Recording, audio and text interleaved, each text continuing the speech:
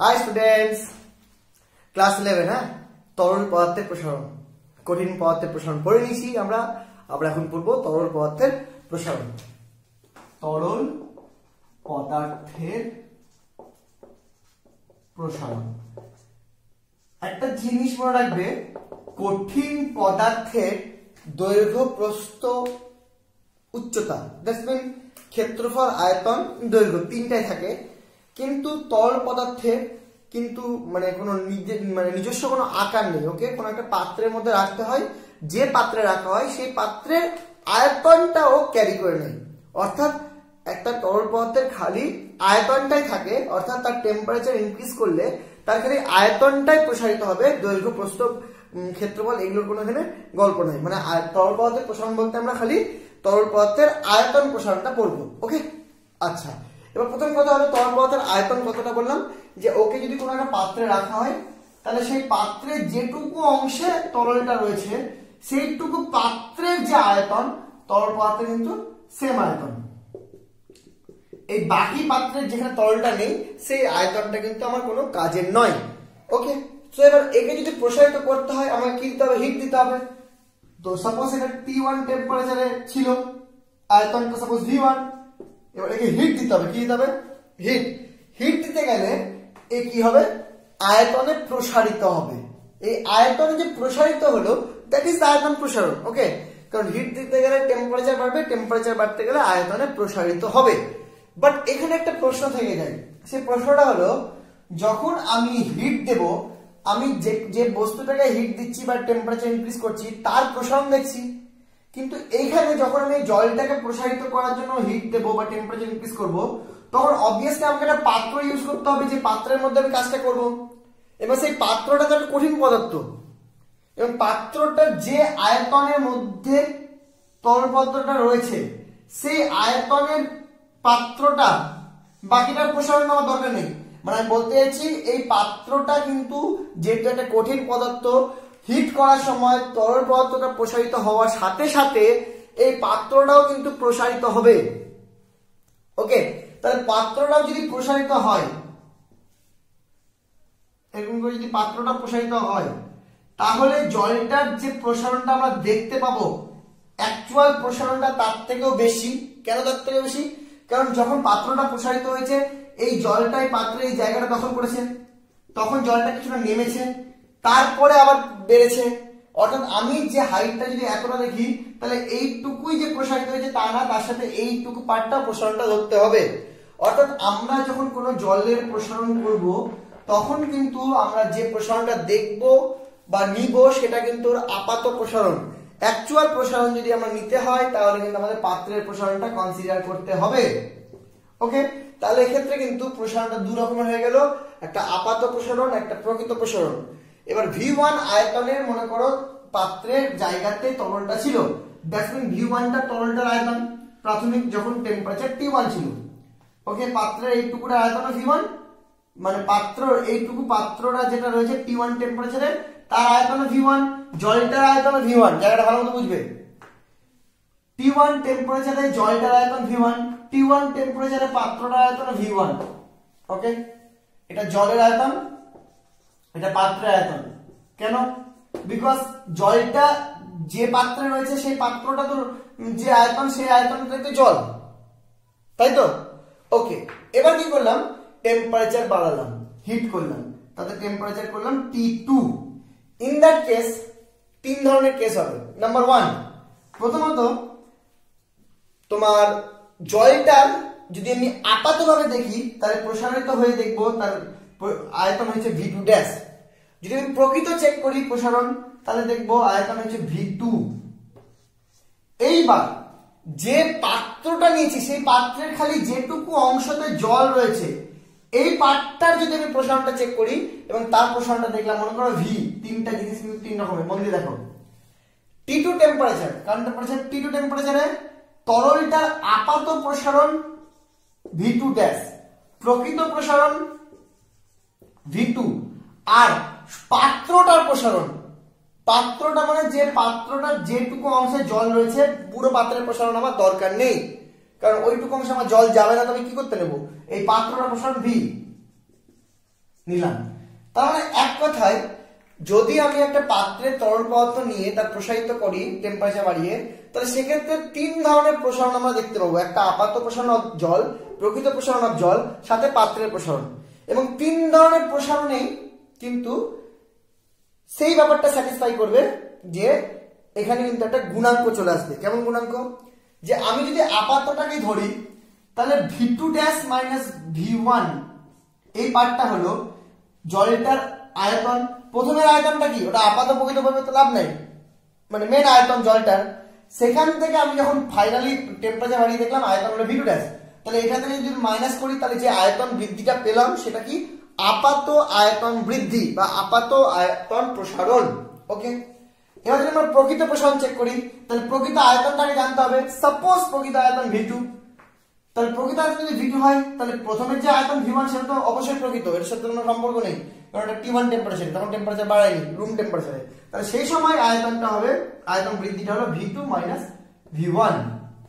ওকে, এবার যদি পাত্রের কথা বলি তাহলে পাত্রের আয়তনটাও কত ছিল T1 টেম্পারেচারে? V1ই তো ছিল, আর এখন আয়তন কত? V। তাহলে পাত্রের যে প্রসারণটা হবে সেটা কত হবে? সেটা অবভিয়াসলি হবে তোমার V মাইনাস V1। ওকে, এই তিনটা জায়গা বুঝতে পারলে কিনা বলো। দেখো তিনটা ক্লিয়ার হলো। এইবার ব্যাপারটা আসছে যদি আমি আপাত নিয়ে ধরি, আপাত নিয়ে গাই, তাহলে T2 মাইনাস T1 এই টেম্পারেচারটা জন্য V1 আয়তনের তরলের যে আয়তন বৃদ্ধিটা আপাতভাবে হয়, that is V2 dash minus V1, that is this is 1, this is 1, তো বাই হয়ে গেলে V1 into T2 minus T1। তার মানে V1 আয়তনের কোন তরলের T2 minus T1 temperature change মানে বৃদ্ধি করাতে আপাতভাবে আয়তন বৃদ্ধি হয় V2 dash minus V1। তাহলে একক আয়তনের কোন তরলের একক উষ্ণতা বৃদ্ধিতে আপাতভাবে যে আয়তন বৃদ্ধিটা হয় সেটা হলো V2 dash minus V1 by V1 into T2 minus T1। এটাকে বলা হয় আয়তন প্রসারণ গুণাঙ্ক। এবার যেহেতু এই প্রসারণটা আমরা আপাতভাবে দেখেছি সেই জন্য এটাকে বলা হয় আপাত আয়তন প্রসারণ গুণাঙ্ক। ক্লিয়ার? এবার সেটারই যদি আমি প্রকৃত দেখতে চাই, টুকে নাও। ওকে, নেক্সট, যদি সেটারে আমরা প্রকৃত দেখতে চাই তাহলে আমরা দেখব V1 আয়তনের তরলটাই নিয়েছিলাম, V1 পাত্রের আয়তনের পাত্রে, সেটা T2 minus T1 টেম্পারেচার বৃদ্ধি করেছি, তারপরে তার আয়তন হয়েছে V2 প্রকৃত, দ্যাটস মিন আয়তন প্রকৃতভাবে বৃদ্ধি পেয়েছে বা প্রসারিত হয়েছে V2 minus V1।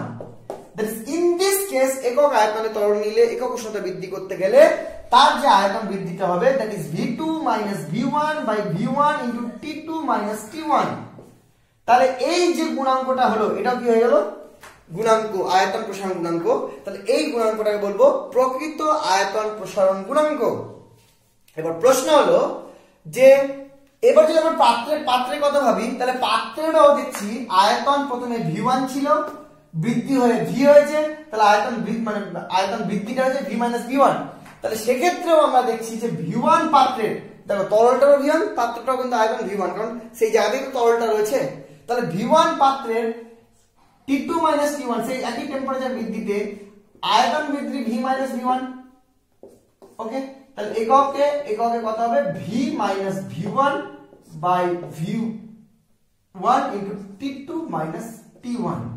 ওকে, তাহলে এই পার্ট এটাকে বলা হয়, যদি মিটি দিয়ে লিখলাম, এটাকে বলা হয় পাত্রের আয়তন প্রসারণ গুণাঙ্ক। এখানে প্রকৃত আপাত কোনো ব্যাপার নেই, পাত্রের আয়তন প্রসারণ গুণাঙ্ক যেমন হয় আগে শিখেছিলাম পাত্রের কেস হলো। তাহলে আমরা দেখলাম এখানে তিন ধরনের প্রসারণ গুণাঙ্ক আমার চলে আসলো।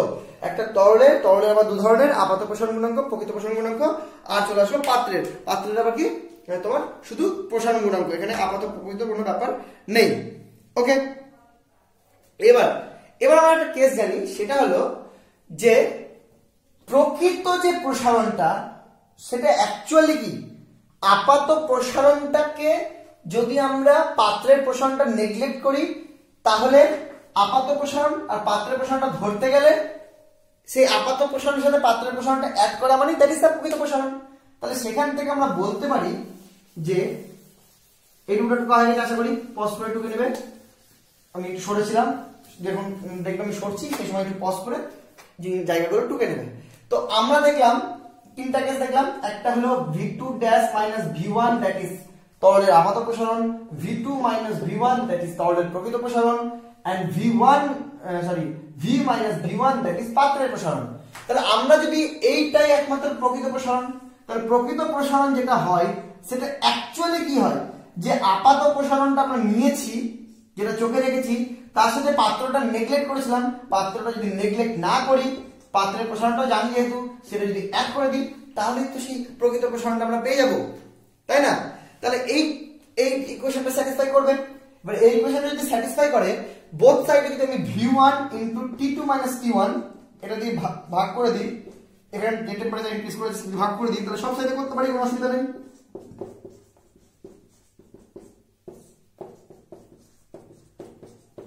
ভাগ করে দাম প্রত্যেকটা সাইডে, তাহলে কেটে যাবে, কমন নিয়ে করা যেতে পারে।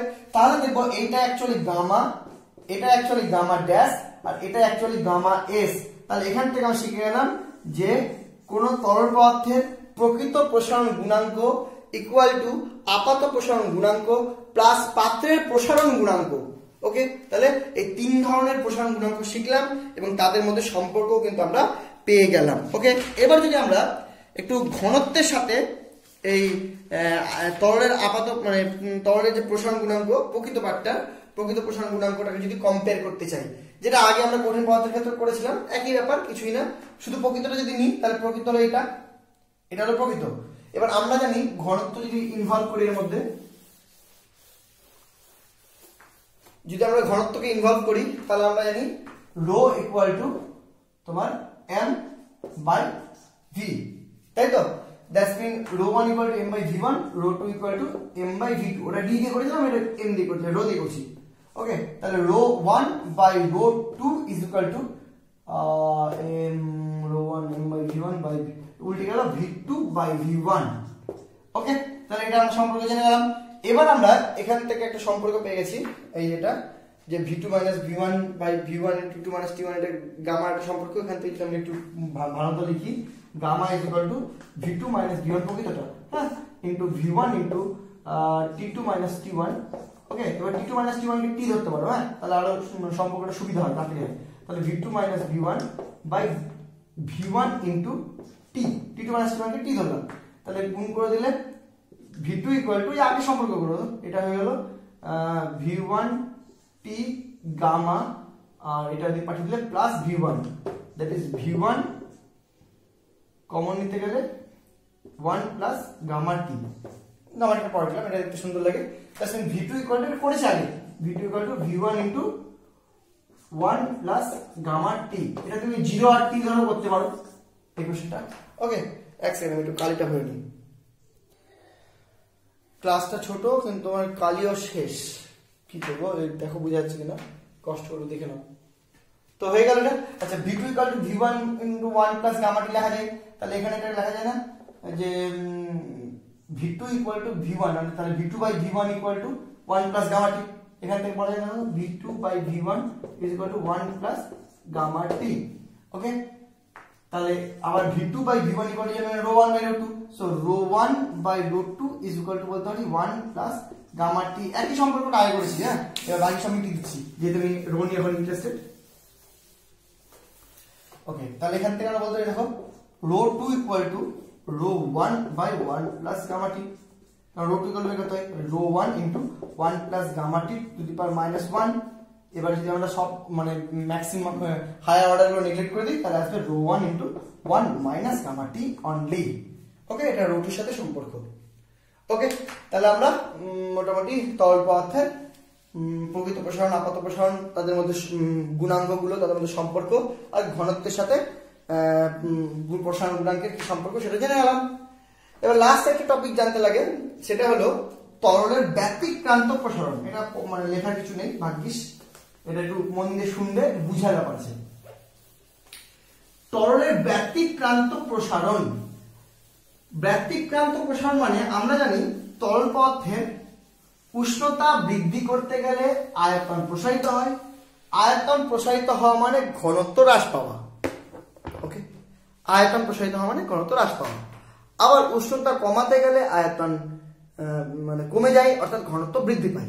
That is natural of any তরল, সব তরলের বা লিকুইডের এটা একটা ন্যাচারাল ব্যাপার যে তরল মানে প্রসারণ হিসাবে যে প্রসারিত হবে উষ্ণতা বৃদ্ধি করলে এবং তার সাথে সাথে ঘনত্বটা কমে যাবে, কারণ ঘনত্ব আয়তনের তো আবার রিভার্স সম্পর্ক, v1/v2 = √2/ρ1, উল্টো বা ρ1/ρ2 = v2/v1, সো রিভার্স সম্পর্ক। তো এবার কিন্তু জলের স্পেশাল কেসটা হলো জলও নর্মাল, কোনো মানে মানে ব্যতিক্রম কিছু নয়, যে জলও উষ্ণতা বৃদ্ধি পেলে প্রসারিত হয়, দ্যাটস মিন তার আয়তনটা বেড়ে যায় আর ঘনত্ব কমে যায়, এবং উষ্ণতা হ্রাস পেলে তার আয়তন কমে যায়, ঘনত্ব বেড়ে যায়। ওকে, বাট উষ্ণতা বৃদ্ধি বা হ্রাস পাওয়ার সময় একটা রেঞ্জ রয়েছে, সেটা হলো 0 থেকে 4 ডিগ্রি সি পর্যন্ত। এই রেঞ্জটাতে জলের ক্ষেত্রে কেসটা উল্টো হয়, মানে টেম্পারেচার কমছে, দ্যাটস মিন তার আয়তন কমছে, ঘনত্ব বাড়ছে। বাট যেই মুহূর্তে 4 ডিগ্রি হয়ে গেল, 4 ডিগ্রি থেকে কমতে শুরু করলো 0 ডিগ্রি পর্যন্ত, সেই সময় কিন্তু তার আবার আয়তনটা মানে সংকুচিত না হয়ে প্রসারিত হয়, দ্যাটস মিন তার সময় কিন্তু ঘনত্বটা কমে যায়। ওকে, সিমিলারলি 0 থেকে 4 ডিগ্রি সি টেম্পারেচার বাড়ছে, সেই টেম্পারেচার বাড়ার সময় কিন্তু তার আয়তন প্রসারিত না হয়, সংকুচিত হয়, দ্যাটস মিন ঘনত্ব বেড়ে যায়। ওকে, এইটুকু রেঞ্জে কিন্তু উল্টো কেসটা হয়।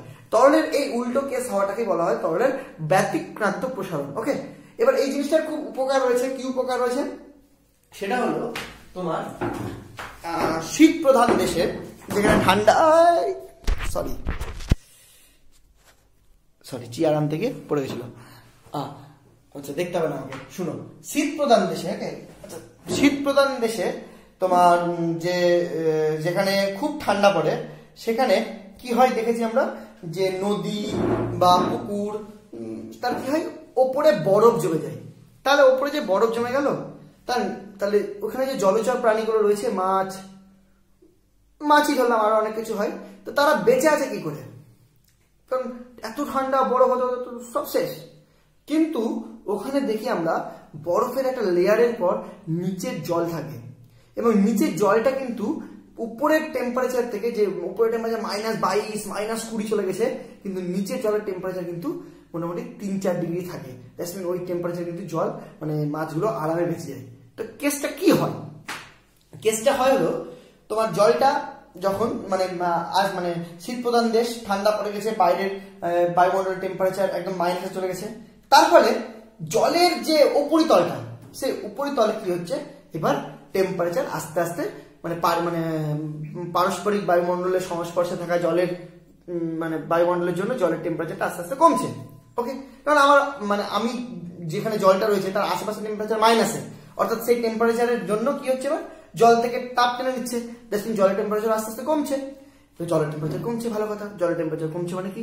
ঘনত্ব বাড়ছে। টেম্পারেচার কমছে মানে কি? আয়তন কমছে। আয়তন কমছে মানে কি? ঘনত্ব বাড়ছে। ফলে ওপরের যে জলটা টেম্পারেচার কমার সাথে সাথে একটু ঘন হয়ে গেল, দ্যাটস মিন সেটা ভারী হয়ে গেল। ওকে, ভারী হয়ে চলে গেল নিচে, এবং নিচে যে হালকা জলটা, গরম জলটা, সেটা উপরে চলে আসলো। এবার যখন আবার সেটা উপরে চলে আসলো, তখন আবার সেটা ঠান্ডা হচ্ছে।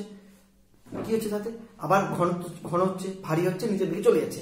এরকম করে টেম্পারেচার কমছে, কমতে কমতে যে টেম্পারেচারটা মানে উপরে জলের টেম্পারেচার তো প্রথমে 10-12 এরকম থাকে, এবার বাইরের টেম্পারেচার যেহেতু কমছে, মাইনাসে যাচ্ছে, সেটা সংস্পর্শ থেকে আস্তে আস্তে জলের টেম্পারেচার কমছে। এবার যেই দেখলাম 4 ডিগ্রি সি চলে আসলো, কমতে কমতে যেই 4 ডিগ্রি সি চলে আসলো, সেই সময় ওপরের লেয়ারের এবার ডেনসিটি না বেড়ে কমে গেল, ঘনত্বটা না বেড়ে কমে গেল। কেন? ব্যতিক্রান্ত প্রসারণ। মানে ওই সময় কি হলো, যেই 4 ডিগ্রি সি 10, 9, 8, 7, 6, 5, 4 যেই ডিগ্রি সি হয়ে গেল, তখন কি হলো, এবার 4 থেকে 3 হওয়াতে ওর মানে আয়তনটা প্রসারিত না হয়ে, সংকুচিত না হয়ে প্রসারিত হলো। দেখুন কি হলো, এখানে ঘনত্বটা কমে গেল, মানে ওই জায়গাটা হালকা হয়ে গেল। যে ওই জায়গাটা জলটা হালকা হয়ে গেল, সেই জলটা নিচে দিয়ে গেল না। দেখুন নিচের যে মানে হালকা জলটা, সেটা উপরে আসার কোনো প্রশ্ন নেই, কারণ উপরে এখন জলটা হালকা, ফলে ওই জায়গাটা জলটা থেকে গেল। যে ওই জায়গাটা জলটা থেকে গেল, 4 থেকে 3 হচ্ছে, 2 হচ্ছে, 1 হচ্ছে, 0 হচ্ছে, কিন্তু ওই জলটা ওখান থেকে আর নিচের দিকে যাচ্ছে না। ফলে একটা সময় কি হলো, ওই জায়গাটা জলটা যেই 0 পার করলো, সেই ওখান থেকে লিন তাপ টেনে নিয়ে ওটা হয়ে গেল বরফ। ওকে, তখন কিন্তু নিচের যে গরম জলটা, সেটা কিন্তু আর উপরে এলো না। কতটা গরম? ওই 4-এর মতো। ঠিক আছে? কারণ আগে কি হচ্ছিল, ঠান্ডা হচ্ছিল, ঘন হচ্ছিল, নিচে চলে যাচ্ছিল, ওপরে গরম জলটা উপরে চলে আসছিল। কিন্তু যেই 4 থেকে রেঞ্জটা কমতে থাকলো সেই মুহূর্তে কিন্তু আর নিচের জলটা উপরে এলো না, ওপরে জলটা হালকা হয়ে উপরে থেকে গেল, ফলে ওটা আস্তে আস্তে বরফ হয়ে গেল। এবার বরফ কি হয়, বরফ তো জলের থেকে হালকা, এবার জলের উপর বরফটা ভাসছে। এবার সেই বরফের সংস্পর্শে থাকা যে জলটা তার টেম্পারেচার কিন্তু কমছে। ওকে, এবার কমতে কমতে কমতে কমতে সেই যেটা বরফ হচ্ছে কিন্তু একটা সময় পর বাইরের যে টেম্পারেচারটা সেই টেম্পারেচারটা কিন্তু মানে বাইরের যে মানে টেম্পারেচার কম যেহেতু বায়ুমণ্ডলে, সেই টেম্পারেচারটা কিন্তু আর ভেতরে জলকে এফেক্ট করতে পারছে না, বিকজ বরফ তাপে কুপরিবাহী, মানে বরফকে কিন্তু মানে তাপ বরফকে ভেদ করে যেতে পারে না। ওকে, তবে বরফের মানে লেয়ারে থাকা একদম জাস্ট লেয়ারে থাকা জলটা কিন্তু 0 ডিগ্রি সিতে রয়ে গেছে। জাস্ট লেয়ারে থাকা জলটা বরফ, তারপরে জলটা কিন্তু 0 ডিগ্রি সি, কিন্তু সেটা কিন্তু বরফ হবে না। কেন হবে না? কারণ সেখান থেকে লিনতাপ বার করতে হবে, তো লিনতাপ বার করে না হলে তো 0 ডিগ্রি সি জলই থাকবে। পরে শিখাবো আমরা অবস্থা পরিবর্তনে, ছোটবেলায় শিখেছো যদি ভুলে গেছো যদিও। তো লিনতাপটা তো বেরোতে পারবে না, কারণ ওটা একটা কুপরিবাহী পদার্থ বরফ, ফলে ওই জায়গাটা টেম্পারেচার 0 থেকে গেল। তারপরে টেম্পারেচার 1, তারপরে 2, তারপরে 3, তার নিচের দিকে 4, ফলে নিচের দিকে জলটা কিন্তু যথেষ্ট গরম থাকে। মানে 4 অবশ্যই ঠান্ডা, আমাদের জন্য, মাছেদের জন্য ওটা অনেক গরম, ফলে ওরা ওখানে বিন্দাস জীবন কাটায়। ওকে, এটাই কিন্তু জলের ব্যতিক্রান্ত প্রসারণ। ওকে, চলো শেষ করি তাহলে। শেষ, তরল পদার্থের প্রসারণ শেষ। পরের ক্লাসে আমরা গ্যাসের প্রসারণ করবো। ক্লাস দেখো, ভালো লাগলে শেয়ার করো বন্ধুদেরকে, ওদেরও তো দরকার। চলো tata, thank you, bye by.